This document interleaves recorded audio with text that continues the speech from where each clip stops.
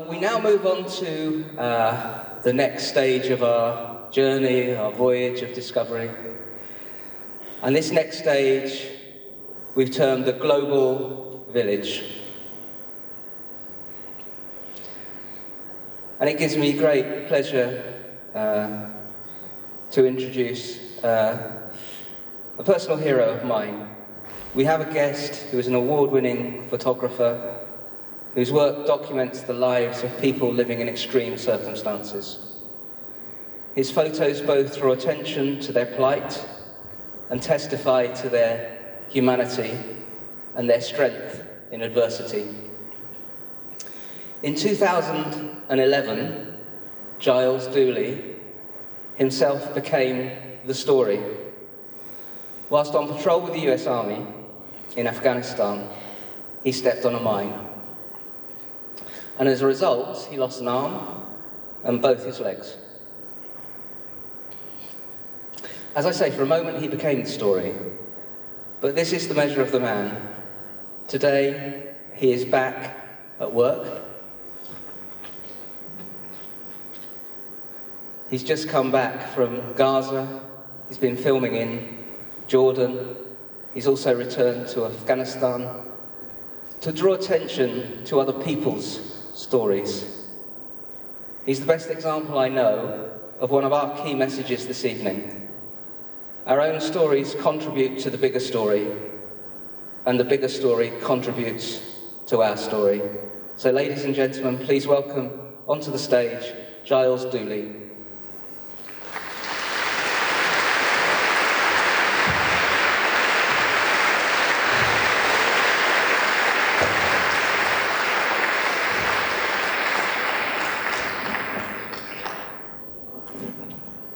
Good evening, everybody. I'm a big believer in the power of change. I'm a big believer that we all have the power within us to create change, not just in our own life, but in the life of those around us. Today, I'm going to talk a little bit about the change in my own life, my career, how I hope I've changed people in some small other way, and the change that I went through physically, and what that did to my work. I think in life we all throw pebbles into ponds. And when we throw those pebbles, ripples go to places we do not know. We change lives without realizing we do. So I think we should always throw a positive pebble. We should always send out a message that we don't know who will hear, but that hopefully will create positive change. Anyway, I'm going to start a little bit about my own story. I was 18, I was in the States, and I was doing a sports scholarship.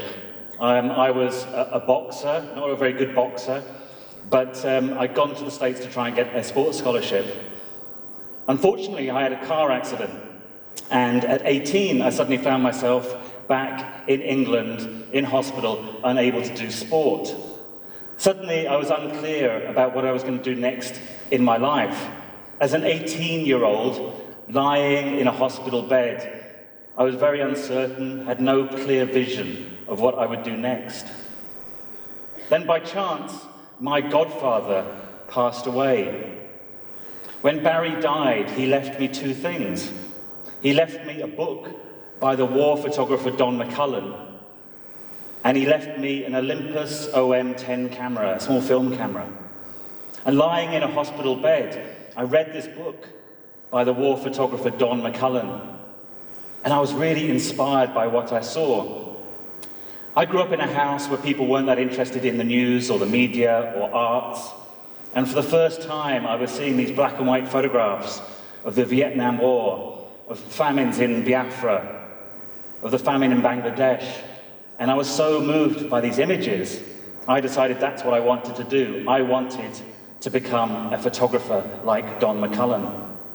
So actually lying in a hospital bed is how I taught myself photography. I used to photograph the doctors and the nurses and my friends, anybody that would come to visit, I would take a photograph. Obviously, as an 18-year-old, I mainly photographed the nurses. I built up quite a collection, I have to say. And I left hospital full of good intentions to travel the world and to document humanitarian issues. I left hospital with my camera, and I had a few friends that were musicians that were in bands, and they said, come along and photograph our gigs. So I started doing that. It was fun. And then a few magazines started calling me up saying, could you come and photograph us? And before I knew it, I'd become a music photographer. I was photographing the likes of Lenny Kravitz and Marilyn Manson and traveling around the world, photographing all these musicians, completely different to what I set out to do. I started doing fashion photography as well and quite enjoyed that. I remember one Christmas, I have a very stern Auntie Margaret. She's a Scottish woman, and Scottish women can be very, very stern. And at Christmas, she's looking at me, and she was looking at some of my photographs, and she said, Giles, I thought you wanted to travel the world and document serious things, and here you are doing all this fashion photography and music photography. She goes, what went wrong? And I looked at her and I said, bearing in mind I was 19, I looked at her and I said, Auntie Margaret, I have to be honest, I'm just doing this for the beautiful women and great parties. She's like, seriously, Giles? I said, I'm 19 years old. That's a serious reason for a career path. And for the next 10 years, that's what I did. I photographed musicians, bands. I had a lifestyle that most people would be very envious of. Working in Miami, LA, Paris, London, with beautiful women, with film stars, with bands. But always in the back of my head, there was a nagging feeling. There was a nagging feeling that I could be doing more with my life, that I could be doing something to create change. And increasingly, I became depressed. Increasingly, I grew cynical about the industry where I worked. Increasingly, I didn't like the way that women were portrayed, especially in the magazines I was working for. As I say, I reached a point when I was about 28 when I'd become so depressed I didn't think I could really do much more photography.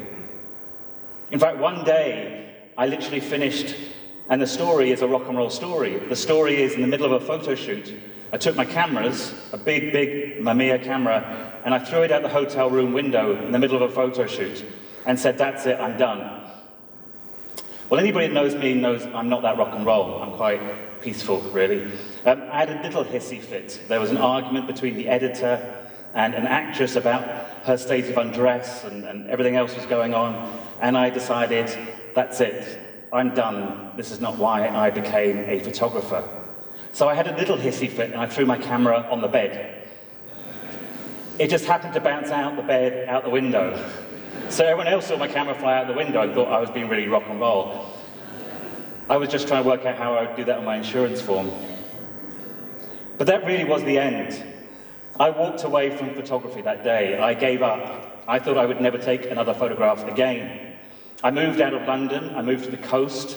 I did all sorts of jobs. I worked in a pub. I tried to run across the Sahara. I tried to write a book. I was lost, much as I had been when I was 18. I didn't know what I was going to do next. And then by chance, I got to know a family who had a young autistic son. And in one of these kind of conversations, I don't really remember how, they asked, would I come and help with his care, maybe just a couple of hours a week? Their son was about 17 years old, a young boy called Nick, and he had very, very severe autism. His autism was so severe he couldn't care for himself. So he needed somebody there to support him, to do the most simple things in life, like stir a cup of tea or cross a road. So I went and I did a couple of hours looking after him, and I really enjoyed it. And then before I knew it, it was a whole day. And before I knew it, I was doing 5 24-hour shifts a week as a carer. A lot of people couldn't understand. They were going, why have you given up this fashion, this glamorous life to become a care worker? And they almost looked down on what I was doing. But I could look at people and I could say, honestly, for the first time in my life, I was truly happy. I was truly happy because I could see the positive impact I was having on somebody else's life every day. And every day when I was feeling low and feeling fed up, I would see that my work, my small work, was helping Nick in his life and making his life that little bit better. And so as I say, honestly, despite having no parties, despite missing out on all the fashion work, being a care worker was the first time I was truly happy. So I did it for about 2 years. And at the end of that, something happened that again changed my life. Another pebble was thrown into the pond. We were trying to work out how to get Nick the care that he needed. Unfortunately, his autism meant that he became very depressed and would often self-harm. He would punch himself repeatedly in the head until blood was coming down. And we were trying to get the doctors and psychologists to really understand how bad it was. And they wouldn't really listen. And we couldn't really get Nick to tell his own story. And then we had an idea. Why didn't I take photographs? Why didn't I document Nick's day-to-day life and use that to try and tell people what his life is like?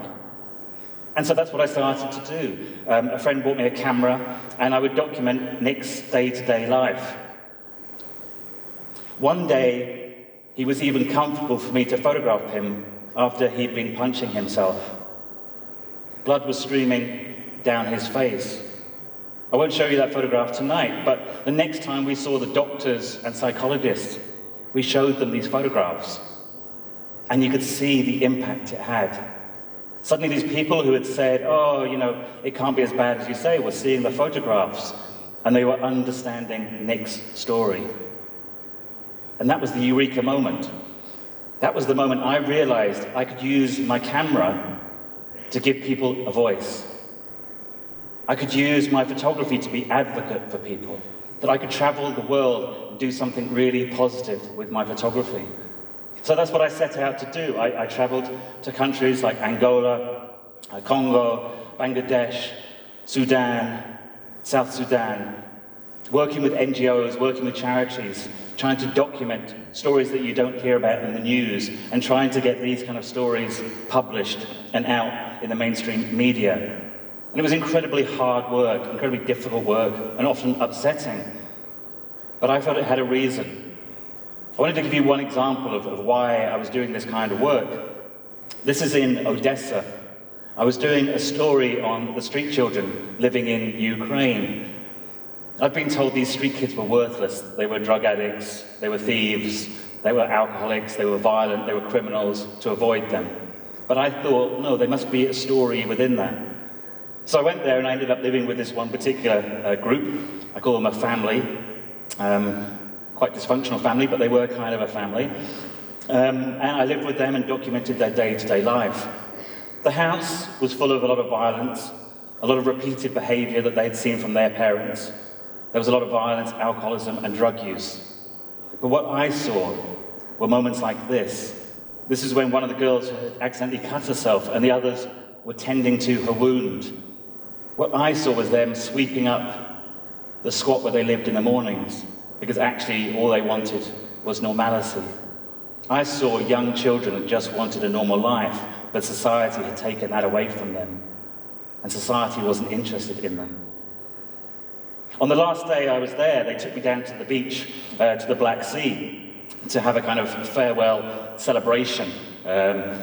And so we were there, we were sort of saying our farewells, they were drinking vodka and eating pickled gherkins.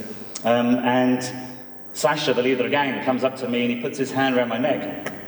And he goes, you and me, swim. And I looked at him, I'm like, oh, I don't think so. You, me, swim. Now I should say he'd just got out of prison for stabbing somebody, so he kind of listened to his suggestions. So anyway, I was thinking, well, not sure if it's a good idea. I should say, before I go traveling, I always Google and I always read Lonely Planet guides. And 3 things really struck me about Odessa. They said avoid the street children, watch out for crime, and don't go swimming in the Black Sea because it's so heavily polluted.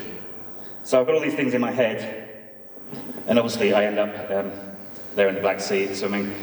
And in the background, actually, you can see some of the kids are there, and they have all my possessions, they have everything. And I'm thinking this is the moment when they run off. And then I had to go to the police station. They had my passport, my camera, my wallet. And I would go to the police station in my wet pants. And the policeman would say, well, what were you doing? I said, well, I wanted to go swimming in the Black Sea, so I gave all my stuff to some street kids. What could go wrong? But of course, they didn't run off, because we'd built up trust. And being vulnerable is a way you build up trust. So I'd always try to be vulnerable with these kids. And in fact, they were looking after my possessions. These kids that I was told were worthless, were criminals, were looking after my things while I was in the Black Sea. And in fact, what was happening is one of the kids, a young boy called Lilik, was walking along the beach. As he walked along, he was stamping. And as he stamped, the seagulls would take off. And then he would take a photograph. And I was watching him do that. I was watching him stamp, the seagulls go, and take the photograph. And I thought, wow, that's really creative. He's not just taking snapshots of his friends, he's trying to create an image and make that happen. So that evening, when I went back to their house, it was the last evening, I said to Lilik, this is Lilik with his girlfriend Rusella, I said to Lilik, when I get back to the UK, I'm going to get you a camera and I'm going to send it out, and I want you to start taking photographs. I want you to start telling your story. And he was so excited that somebody wanted to know about his story. And I said my goodbyes, and I left them, and I said, I'll come back in the morning on my way to the airport to say goodbye. And when I came back in the morning, Lilik was dead.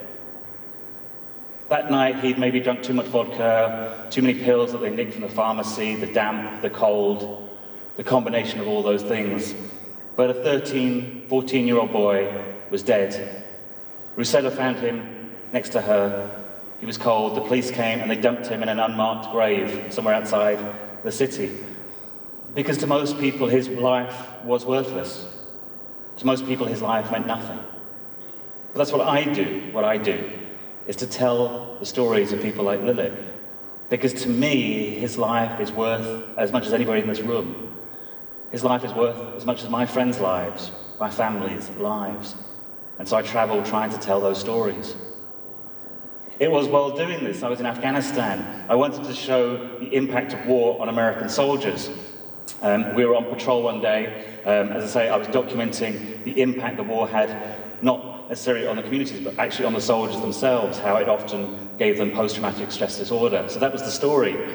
We were out on patrol one day, and then this happened.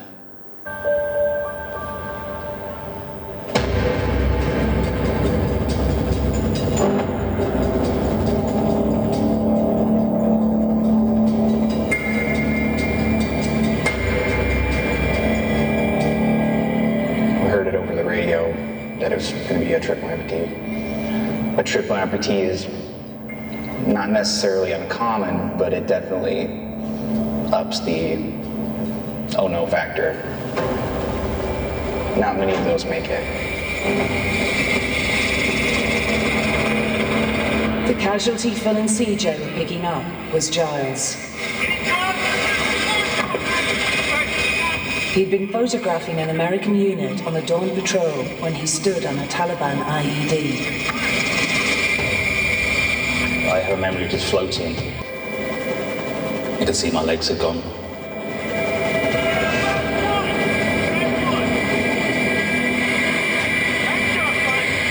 You know, I've seen people with far less injuries succumbing to their injuries very quickly. And I remember just thinking in my mind at that point, I'm not fucking dying in Afghanistan.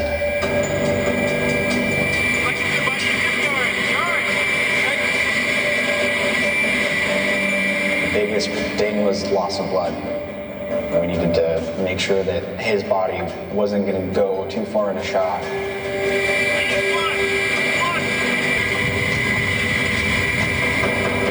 And you just think I can keep alive for 10 minutes, keep alive for 5 minutes. That's really all I'm thinking about.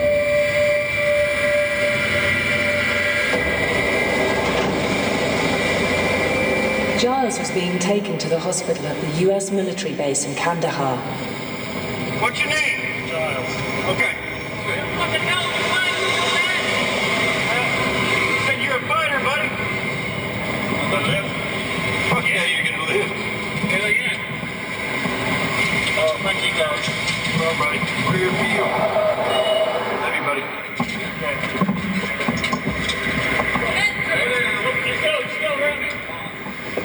You just use up everything that my body had to keep focused till Kandahar. I think at that point my brain just switched off. I spent the next 46 days in intensive care. My family was told I wouldn't make it. On 2 occasions, they were actually called in to say their goodbyes to me. I couldn't communicate. My hand was in a cast. There was a tracheotomy in my throat. I could only communicate for 46 days by blinking. So to have your family stood around you saying goodbye and all you can do is blink back is one of the most difficult experiences you can imagine. But somehow after those 46 days, I was still alive, and I was moved to a high dependency unit. That's when things got really tough, because that's when I had to cope with my new reality. I had to cope with the fact that I was now a triple amputee. I was told I would never walk again, that I would never live independently, and the idea that I could ever work again was completely out of the question. Everything I knew had been taken away from me. I remember 3 months after I was injured, for the first time I was well enough to be put in a wheelchair so I could be taken for a shower. It was the first time I saw myself in a full-length mirror. I burst into tears. I did not recognize the person looking at me. I was actually repulsed by myself. I felt physically sick. That evening I went to bed and I cried and I wished I hadn't survived on that helicopter. But somehow something changed.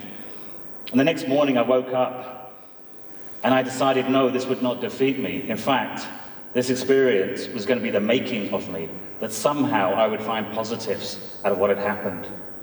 I decided I would never focus on the things I couldn't do, but would look at what I could do better. And the first thing I needed to do was confront how I saw myself. As I say, I was appalled by seeing myself injured like this. But there was only one way I knew how to confront that, and that was through photography. I kept thinking of Roman and Greek statues, how you see them in museums, and although they are broken and missing parts, you still see the beauty and the strength. So I decided to do what I called my Greek statue photograph. I did this self-portrait about 6 months after I was injured. It was the moment when I regained control of my own story. I decided rather than hide my injuries, rather than be ashamed, I would stand there and say, this is who I am now. And this was the moment that I became a photographer again. Now, I still had a long way to go. I underwent 37 operations in the first year. I was in hospital that whole year. After that, I then went through intensive rehabilitation, learning to walk, eventually learning to hold a camera again. And 18 months after I was injured, I was lucky enough to be back in Afghanistan and back working. I was back there documenting the lives of civilians injured in the conflict. It was the story I was supposed to be doing. And of course, the great irony was that I was now photographing people who'd been injured in the same way that I had. I realized that I'd actually become a better photographer. As a man, I was much stronger. I was more focused on what my work was about, and my empathy and understanding with those I photographed was even better.